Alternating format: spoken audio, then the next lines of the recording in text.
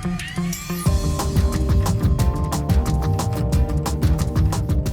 have to apologize sort of in advance for the lighting. It's just an extremely cloudy, rainy day outside. It's quite early in the morning. So I had to turn some overhead. I basically have like every light in this room on, like lamps and overhead lighting, and I know it still doesn't look fab, but we're just gonna go with it. So today I want to show you guys my makeup brush collection, which lives in these two little canisters. I've gotten a request to do a makeup brush collection before, and then recently one of my regular commenters, Julie, who comments under Let the Creativity Out, had specifically requested to see my Real Techniques brush collection and kind of how I use those brushes with green products, because while there are a lot of makeup brush and specifically Real Techniques videos out on the beauty interwebs, she noted that there's not really many with respect to how you use the brushes with green products. So I thought I would just collapse the Real Techniques in with a larger brush collection video. And I'm going to split this video into two just because I think it would be too long to try and tackle all these in one. In this first video, I'll go through all of my face brushes, and then in the second video, which I'll upload on Sunday, I'll talk about all of my eye brushes. And just before we get started, in case you're curious, both of these containers are glass or ceramic, and I was really bummed out because my sister had given me one of these initial cups. She got it at like Marshall's or Ross or something in kind of like a silvery gold duochrome color, and I broke it. It just, like, I was having a really bad morning and it like slipped off the ledge and just like shattered, and I definitely cried because I was upset about other things, and then my favorite makeup container broke. So I texted her right away and I was like, showed her a picture of the broken thing. I don't know why I'm rambling about this. Anyway, she found a new one and sent it to me, so I really like it. And then this I think is from Crate & Barrel. I'm not exactly sure, but I just think that they're pretty and I like having a little bit of sparkle. So let's get into the face brushes. So in addition to these, I also have these two, which I don't really use a lot, and they also don't fit in here, so I just keep these in kind of like my overflow drawer of beauty products, but I'll talk about these as well. So I'll start first with the brushes that I use for like foundation or base, which is really only two: the Real Techniques buffing brush and the Real Techniques Expert face brush. So that's what those puppies look like. I think I'm going to be too lazy to film and insert close-ups of the brushes, so I'll just try and like hold them a little bit closer so that you can see. Very standard makeup brushes in any kind of blogger, YouTube watcher makeup brush arsenal. These were like some of the first ones that I got really into when I started watching like Viviana Does Makeup or whatever. I've actually gotten away from using the buffing brush in favor of using the Expert face brush because this one is just a little bit denser, and I find that it just helps to work product better into the skin, and it's kind of like the perfect denseness to do so. This one works better if you're using like a creamier product, I guess, as opposed to more of a foundation-like product. This actually works pretty well with the RMS on cover up. I also brought like a bunch of my makeup here, so I guess I could also be doing a makeup collection video, which has been requested so many times, and I might eventually, but for today we're just really going to talk about the brushes. But if I'm going to be doing the RMS on cover up, this is often very nice to buff that in. But if I'm using stuff like my Gressa foundation or even the Well People foundation stick, which I've been using more recently, I really like using this. So typically what I do is just a layer of tinted moisturizer. I'll dab some concealer under the eyes, not fully blend it in, and then do sort of additional coverage where I need it with either the Uncover Up or the foundation stick, and then go over my entire face with the Expert face brush. So after foundation and concealing, I tend to do bronzer, and the brushes that I use for that are these three, depending on the products that I'm going to use. So this is the MAC 187 Duo Fiber Stippling Brush.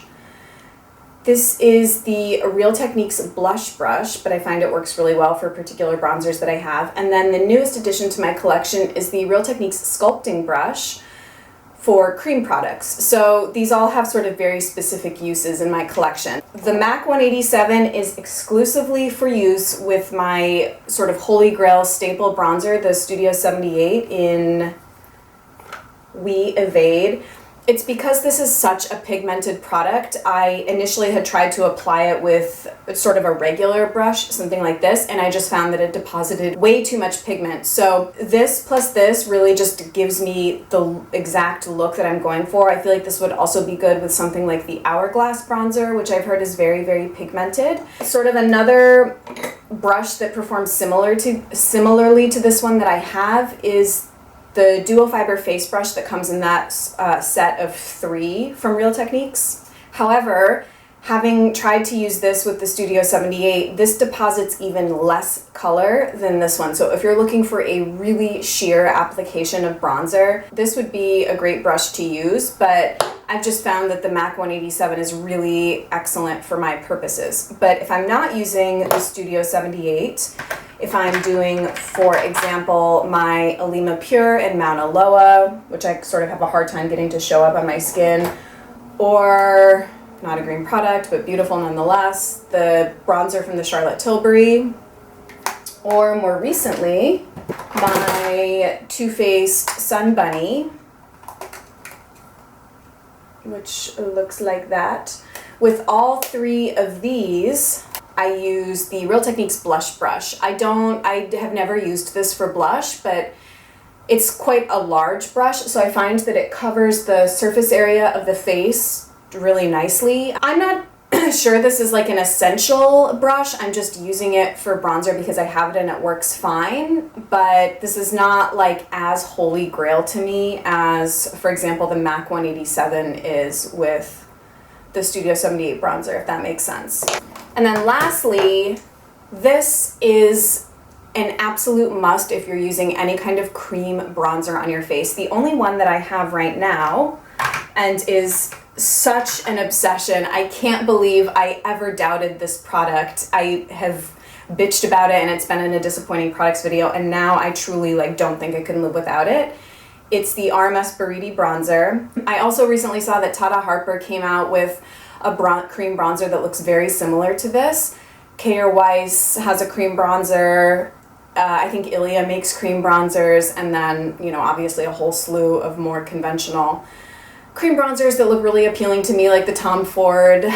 I think it's called Sculpt and Highlight or something, and I know also a lot of non-green beauty bloggers that I watch are really into the Chanel cream bronzer.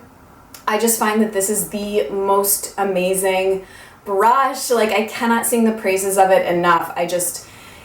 It's small and very, very dense, so it's probably, I would say, twice as dense as something like the Expert Face Brush, because I have also seen in comments that when I've been raving about the sculpting brush, people have said they've been using the Expert Face Brush for cream product, which I think is probably works really well, but this one is even denser, and the contoured shape of it, it's just perfection. So that's the only product that I use with this brush, but it's an absolute must for me. I am wearing it today, just no blush. This functions as a bronzer, blush, dewy glow, highlight, everything all in one for me, and I can't live without it.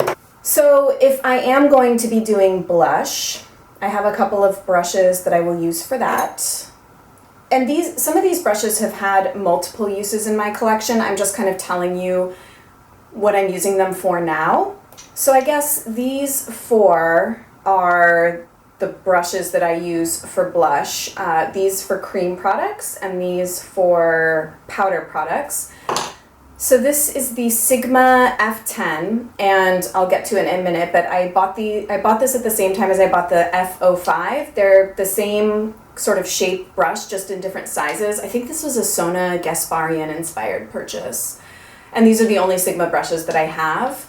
I think that they're actually quite nice for the quality. I think they're very comparable to MAC, and that's, I think, sort of the buzz around them. This is the Real Techniques multitask brush. I like this one better for powder blush versus this one. I don't really use this one, honestly, all that often. It's kind of an awkward shape, I find, for blush. I guess this one is less dense and kind of gives a more diffused blush. So if I'm using powder blush, this is what I tend to go for.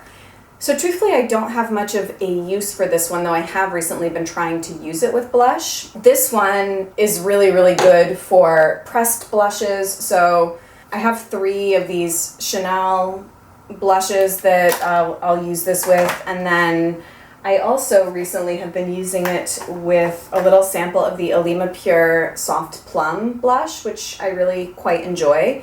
It's sort of like a very close dupe to Tarte Exposed, and I think I almost like this a little bit better. By the time this video goes up, I may have already talked about it, but I'm doing an Instagram post kind of comparing the two. I'm thinking about returning Tarte Exposed, but anyway, so yes, the Sigma F10 is what I tend to use for powder blush. This one is kind of retired and sitting in my drawer at the moment. It's the Real Techniques stippling brush, and when I got the Duo Fiber set, a lovely subscriber of mine had sent me her very gently used set of Real Techniques Duo Fiber stippling brushes that she wasn't using. And when I got the Duo Fiber contour brush, I found that I preferred this one for blending out cream blush as opposed to the stippling brush. So they're quite different. I think why I prefer this one for cream products is that it allows me to keep color deposited where I want it and just sort of diffuse the edges of that. I think you guys have probably seen all these before, but I have several of the RMS lip to cheeks and lip shines. I don't put brushes directly in my cream blushes. The only cream product I'll put a brush directly in is the cream bronzer. This I'll do fingers and kind of start working it into the skin, and then take this and diffuse the edges.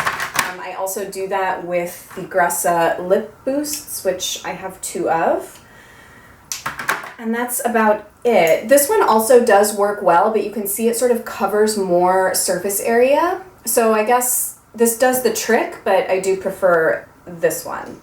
So then I have these last 3 brushes here, sort of finishing brushes, although I forgot to mention this one, which should have come in the very beginning. It's the Real Techniques contour brush. I do not use this for powder or cream contour. I have in the past because I have this little sample of the Too Faced Chocolate Soleil matte bronzer, but I rarely will do sort of a dedicated carved out chiseled contour. It's just like not really my thing. This is quite good for that because it's so small.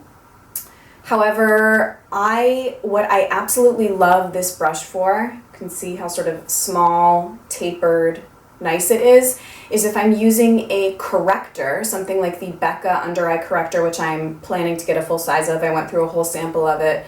That's really the only sort of under eye correcting product I've used. This is so good for blending out stuff under the eyes. I don't tend to do it on a daily basis with just regular concealers because I find that the Expert Face Brush also kind of fits nicely under there. But for blending out sort of concealer or corrector, I do think this is great. I think people might also use this to set under the eyes, but the Real Techniques setting brush I sort of prefer for that, which will show up in the discussion of the eye brushes. But yeah, I really, really like this brush. The last 3 are sort of like highlighter setting brushes.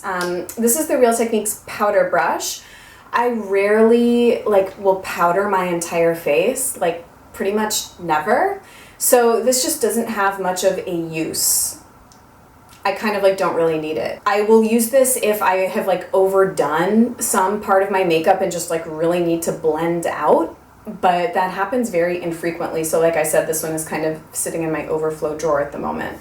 And to be honest, I do think that there are probably nicer big powder brushes, but for the price, this one is probably worth it, I would imagine, because I think big powder brushes tend to be quite expensive. So yeah, I don't really know what to say about that one. It's not an essential part of my collection. And then this is the Sigma F05, the companion to the F10 that I already talked about. And then this is just a random Stila brush. It's labeled number 24.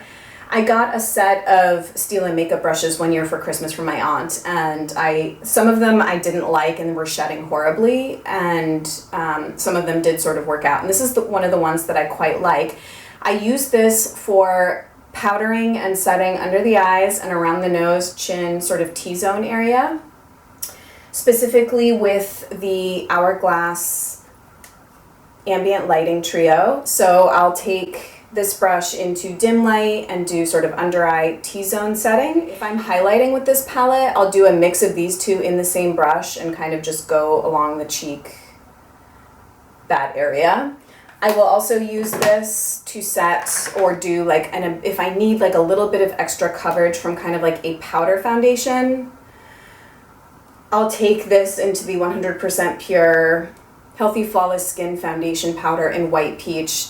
This is if I just like, if I'm never excessively oily, and I'm not a big powder foundation person, but if I kind of feel like, I don't know, if the mood strikes me, I'll use this. I do also have some loose powders. I have the RMS translucent powder, the unpowder, and then I also have a sample of the Well People Realist Mineral Polish. These are very similar products. So yeah, I guess I would probably use this Stila brush for loose translucent powders too. Again, I sort of rarely do that, or if I use these, it tends to be more under the eyes, I guess. I don't tend to use these like all over my face. So that's it for face brushes. I think I was pretty comprehensive. I'll also throw in here that some brushes on the top of my wish list are several of the Bobbi Brown brushes, the blush brush, and I think the sheer powder brush I really want. And then more recently, the beauty professor really sold me on the Jenny Patinkin brushes. So there's a couple of those, both face and eye, that are on my wish list. And then I sort of perpetually want those Japanese Haki Hodu and Chiki Hodu, or whatever they're called. You can get them on Beautylish. What are some of the other big brush brands that I sort of lust after? Wayne Goss is supposed to make really nice brushes, as well as Suku. Lisa Eldridge always uses Suku. Of course, I guess it should go without saying that I am conscious that a lot of people that watch my videos are in the cruelty-free camp, which I really respect, and that's the great thing about Real Techniques brushes, is they're all synthetic and really affordable price point and like amazing quality, to be honest. So I think that they're just a really solid investment. I also think that the Bdellium or Dellium Tools brushes and the Frillis Cosmetics brushes are cruelty-free and very good quality. So those are other options. MAC always, I think, does good brushes, although, I don't know, except for sort of particular ones that I haven't really explored MAC that much. I think they're sort of expensive for what they are. I think that something like Jenny Patinkin is comparably priced to MAC and better quality. Jenny Patinkin is in no way cruelty-free. I think that it's squirrel hair. But, you know, it's kind of a balance for me, I guess. I love my Real Techniques brushes, but I'm also okay with investing in a really high quality brush that I'll have for the rest of my life, that might not be made from synthetic materials. So it's all about balance and personal preference. I guess I will see you guys on Sunday with part 2, and I'll tell you all about my eye brushes.